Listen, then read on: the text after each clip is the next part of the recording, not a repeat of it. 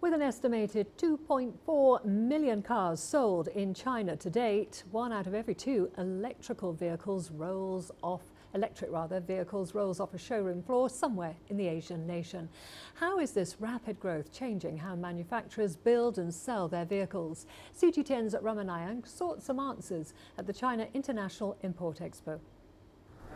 Hyundai, Volvo, Toyota and Porsche. 4 very different car companies, but they all agree that the future of transport will be both electric and autonomous. What they do not agree on is the power source. Will it be increasingly better batteries or something else? The answer, if you're Hyundai, is this: hydrogen fuel cells. The only thing you're getting out of the back as far as emissions are concerned is water. Other manufacturers, however, are taking a different perspective. Toyota may no longer be the biggest vehicle manufacturer in the world, but it is hedging its bet by pursuing hybrids, hydrogen-powered vehicles like the Mirai, and now automated EVs. The e-pallet concept will be deployed at the Tokyo Olympics in 2020. Given fuel infrastructure constraints, batteries will power these. It's a self-driving EV with lithium batteries. We call hydrogen fuel the ultimate green energy source, but hydrogen fuel cell vehicles are facing a major challenge: hydrogen filling stations, which is an infrastructure issue. Compared to the construction of a hydrogen station, charging ports are more affordable at present.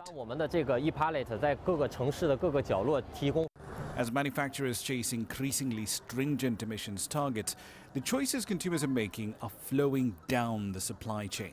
Whereas in the past, companies had to make a fairly big chunk of their components in-house, now they can order a complete suite of cameras, radar and LiDAR sensors, steering and brake controls, and a computer to run everything off the shelf.